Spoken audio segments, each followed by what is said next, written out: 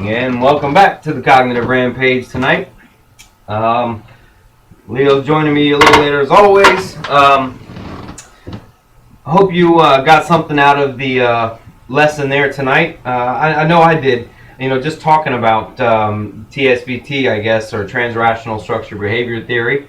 That's a mouthful.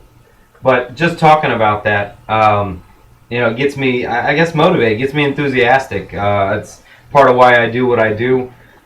So you'll see some of that emotion start to come out. I think that's using emotion to speak the truth, as Leo told me after I got done with that lesson there. I figured, again, sorry for being late tonight or picking back up, probably 30 minutes ago, so we're about an hour behind typically. But again, thanks for joining me. What I'm going to start doing, what we got coming up, I was going to talk to Leo about is I'm going to start talking kind of around South Florida, Marco Island to Naples to Fort Myers, and if I'm lucky enough, the East Coast too. I'm just going to start doing free talks. I'm going to do about an hour or so of just free talks for everybody to come in. It'll be kind of auditorium seating. I'm working on a couple locations right now in Naples at this time. Those will be free to everybody, so it doesn't cost anything to just come and listen. And what we'll do is afterwards we have some breakout workshops we'll be doing where we work one-on-one with people. We have a workbook that people can work through. We're working on developing toward an app so you can apply that app in your life at the same time. But just kind of everything centered and focused around the application of Transrational Structural Behavior Theory. We'll let you know when that starts to come up and come around.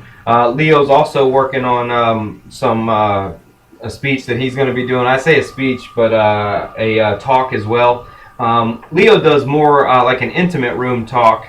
We're looking at starting another show at a local wine bar here, where we'll be upstairs in kind of a private location, but we're looking at calling it like a social kind of show. But it's where Leo will talk to people about relationships and their past relationships, dating, being single, being divorced, the random array of people that you can find at an upstairs VIP in a wine bar on a Friday or Saturday night. But we'll let you know when that show's coming up. But a lot of exciting things coming up. And yeah, come on in, bro.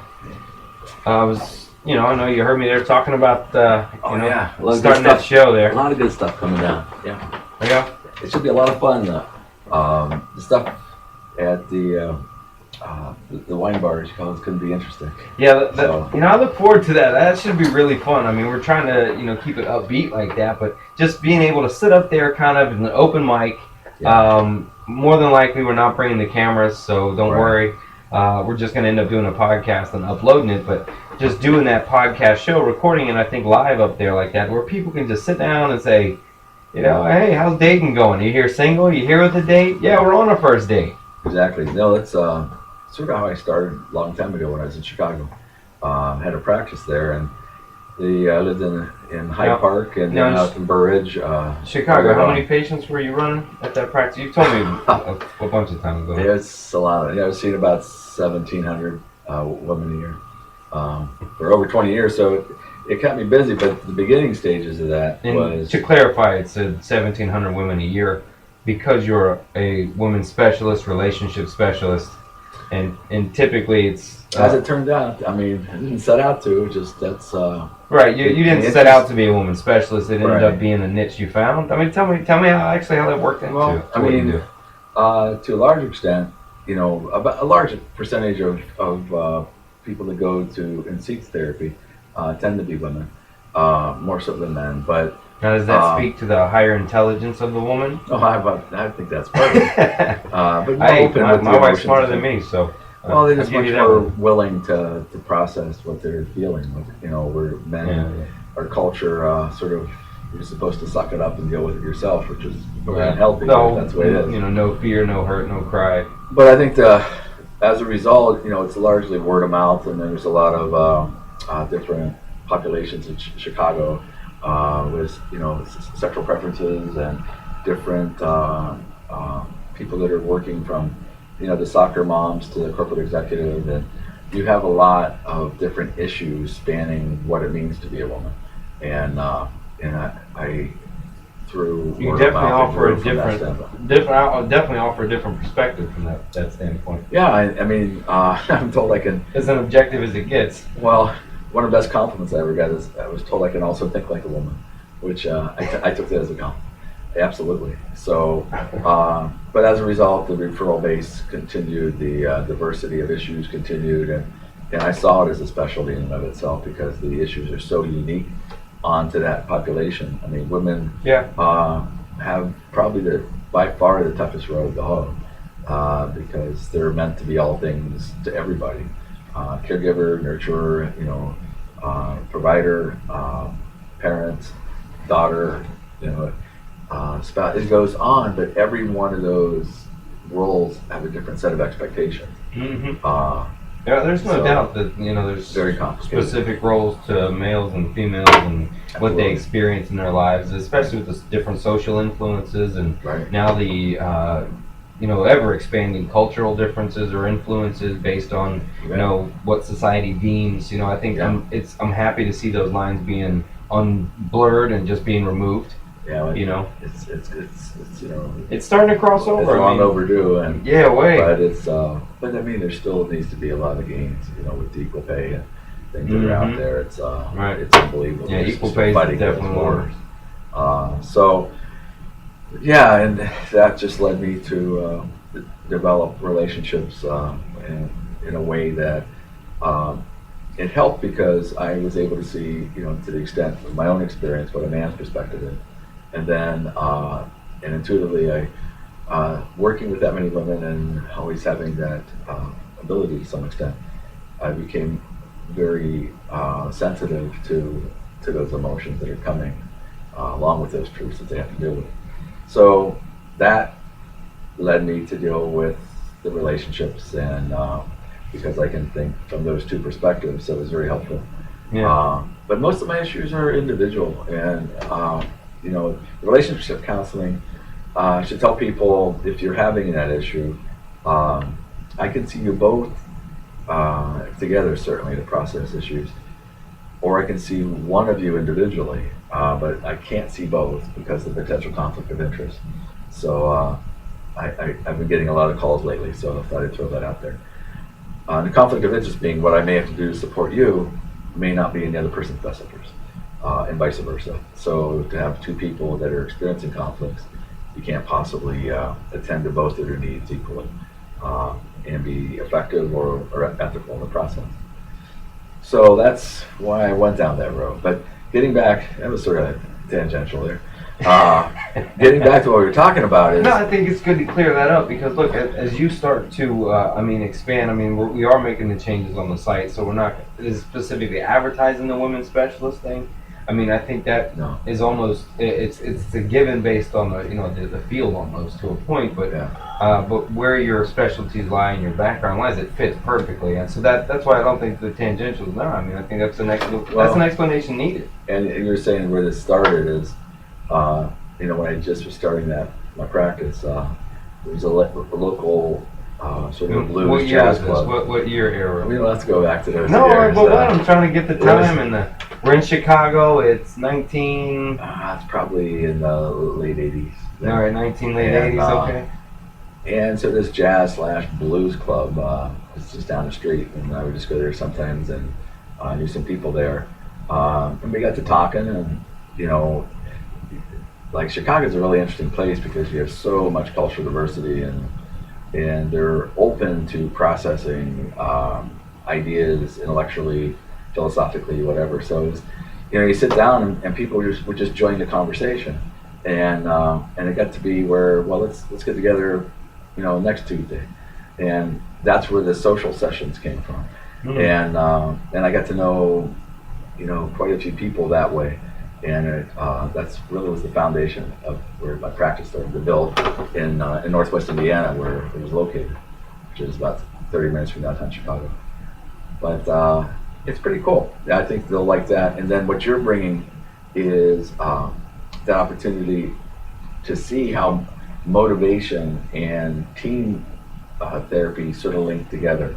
I mean, the understanding that having two people have that ability to gain clarity from different perspectives, from a motivational, from a psychological, from the emotional, from the physical. I mean, you're seeing it from all different perspectives and generating growth in the area where it's most needed. Where the one-on-one type is certainly important, dealing with the emotional issues, and certainly there's a medical underlying and all that stuff. But to treat it with that type of awareness to the person's issues and the growth that comes from that, it's really exciting. It's the existential kind of approach, so providing a growth experience. Right. So the Transstructural Behavior Theory, I like this approach because I mean it certainly coincides with my philosophies all along, and we've sort of meshed in that, which is really cool.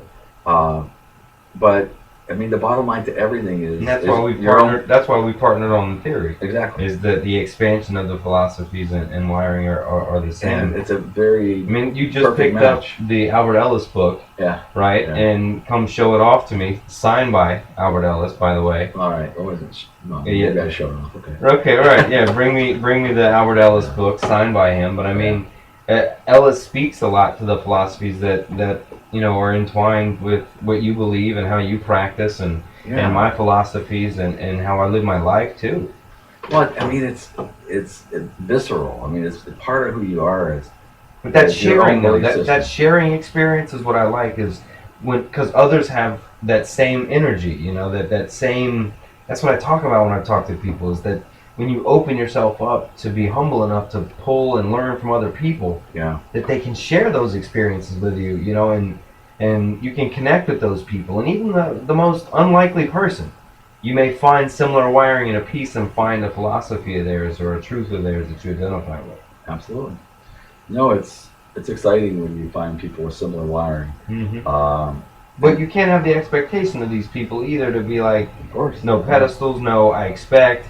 I've had clients before, find mentors that they believed, and these mentors fell from grace, and they've fallen apart, just because. And whether it's a mentor or someone they looked up to or a sponsor or something, whatever. But, you got to be careful with that. Well, but the thing is, you're going to be aware of that. When you connect with someone, that wiring connection, to have that all the prongs line up is pretty unusual. Yeah. And when it does, there's an affinity to want to share with that person, want to talk to that person. There's almost a chemistry based on pheromones or auras or whatever you want to say. That is shared truth. There is a magnetic there, but that's to me, But the shared truths are implied in the connection that you feel from the very beginning, before you know the words, to know the truths. So you're trying to define any type, whether it's two friends, two best friends, a newly met couple, relationship, what have you, any type of energy in that feeling. You're kind of defining that concept, that belief, or that thought. And that's where, if you're picking up that I feel comfortable with this person, even though we haven't talked about things that much, then you probably have shared wiring. Okay. Now, what I talk about is and vice versa too. Well, here's where our philosophies are the same and just customized. Is you talk about them sharing the wiring, right? And I guess yours sounds much more positive. But the way I say it is that I think people connect by sharing fears. And I was talking about this one day, and I said, we call it love, or we call it butterflies, we call it wiring, and it's the same. And I'm calling it something else. But, I was talking to a client about a connection he was feeling with a girl at this time, and I pulled from, what you were talking about the three entities. It's him, there's her, and the relationship. But he was just infatuated with this relationship part.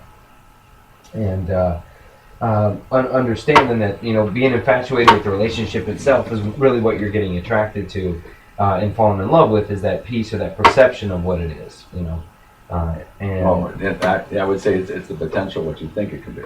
Right. And absolutely, you can fall in love with the potential and not even know the reality or how the person makes you feel without knowing who they are. Well, but when I was saying though, the wiring part. Well, I was finishing the fears part. You know, when I talked about connecting in fears, that's but this client at the time, right? He was approaching the relationship with the same fears that she had, right? So the way they approached the relationship appeared perfect to one another, because he had the same fear that she had about trustworthy, etc. So much to where the verbiage made whether either were monogamous or not was the last thing to ever be stated, although it was implied. But that's how they approached being safe, right? And so they approached the relationship with those same shields, that they saw this as being, and he started to become infatuated with her, that she's awesome, she's just like me. And I'm going, wait a second.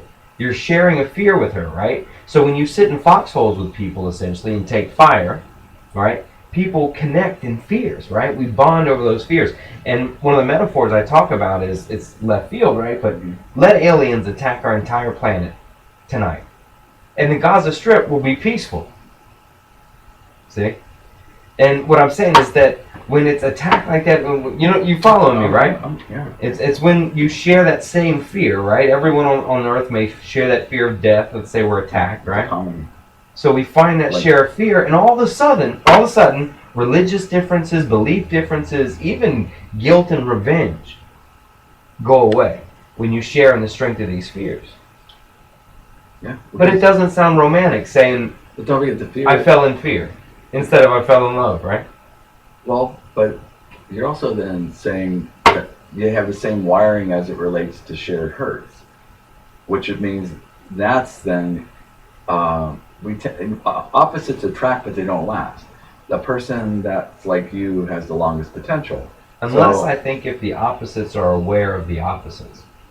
I think the awareness, because when two opposites can come together, now, I think you may, I think you've said it to me before, because we've had this talk, I believe, one time in life, and because we end up on the same page always, is that the opposites can attract but don't last.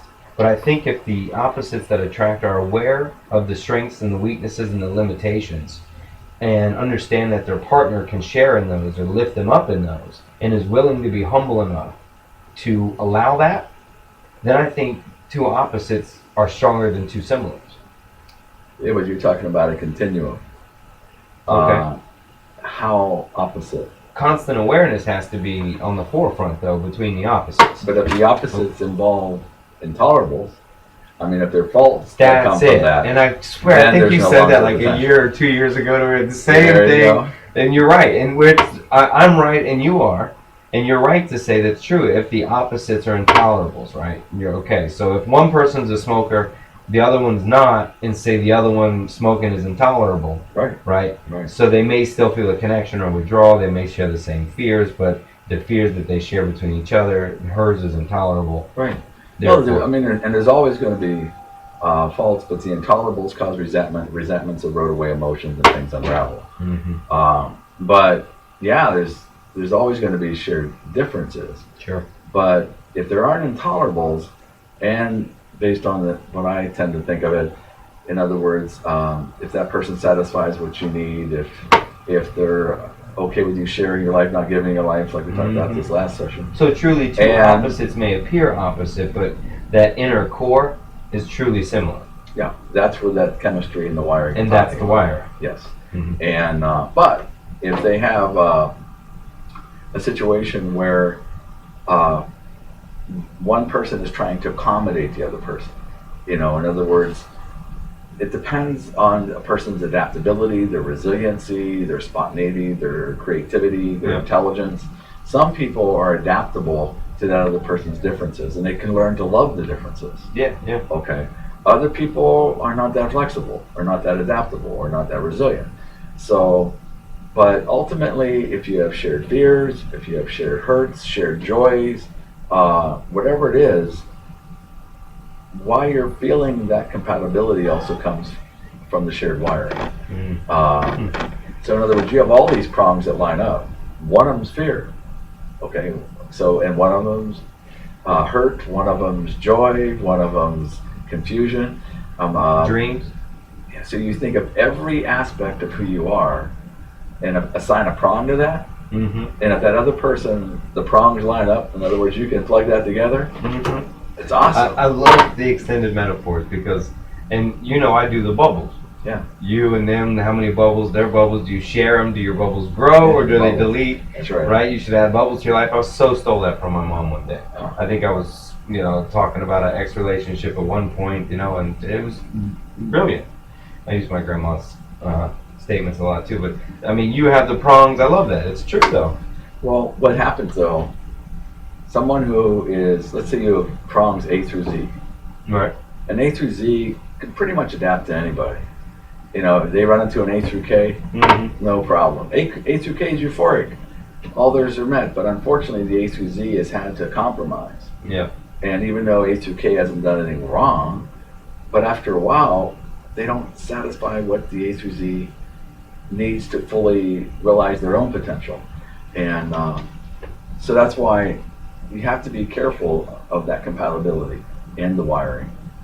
And that's why I came up with that assessment, simply because to simplify it, to know that we make it too complicated. But the bottom line, still the way I think about it is, it's not the good stuff, it's not the compatibility, it's can you tolerate the faults? And a lot of those faults are learned, not maybe the wiring was right, but through learned behavior they've developed an intolerable. Yeah. And if that person's unwilling or unable to change that. So you're saying intolerable may not even be apparent. It may not be upfront. Absolutely. Well, rarely, because the job interview is going on. Well, I mean, let's say even 3 years into the relationship. Oh, yeah. Because you can go 3 years in a relationship, 5 years in a relationship, and it's different. Right. And so as the people change, the routine changes, people can develop those intolerables. Well, they're sort of dormant all along. They've always been there to some extent, or the potential of having them. But see, at first people approach it with the emotion that I feel this connection, that they create a cognitive dissonance to the red flags that are very apparent to their friends and family around them, and they see the good in them, right? And that's the following the emotion, falling in love with the job interview, potential, missing the red flags of the hello. Yeah, and they may even know they're there, but the interesting thing about this, that's the power of the cognitive dissonance, though. That is a strong theoretical notion, that concept. But look at it this way. I mean, is it more that because that person's on the job interview, you might pick up on some of those red flags that were very apparent in your last relationship. In fact, all you remember are the red flags. And you may pick up on some mild versions of those flags. Yeah. Because they're mild, it develops almost a sense of comfort. Because I'm an expert on this kind of person, and this is so mild. I mean, based on what I dealt with, this is a piece of cake. This is no problem. Plus, there's all this good stuff here. So they just sort of minimize those little red flags because they're, minute compared to what they were dealing with before. Yeah. And they fixate on the positive, and that then they build the potential of what this could be.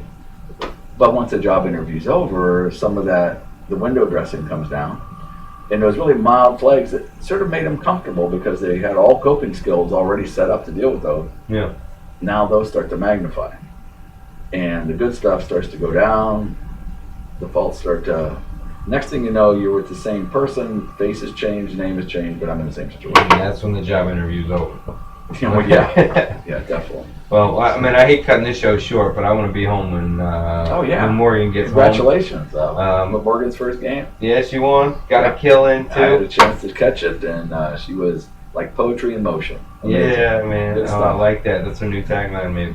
There you go. But that's cool, man. But perhaps that was almost a little preview, maybe, of what made the social session may be like at the bar we're talking about here in Naples. But we'll get that up and running here shortly. But it'll just be Leo and myself sitting with some microphones, no video cameras, talking relationships and dating and people and getting along and seeing what people in the bar are thinking and going through. But we didn't mean to, but that perhaps may be something like it with random people at the bar stopping in on the show. But we'll get that social session show going. I'll try that one. That's a tongue twister. Social Session Show. Yeah, you can practice it this week. All right. All right. Outside of that, like I said in the beginning, I'm going to start speaking about TSBT, giving some motivational talks around Naples and places in South Florida. So we look forward to starting that and some workshops here shortly, getting those going. But again, thanks for joining me on the Cognitive Rampage.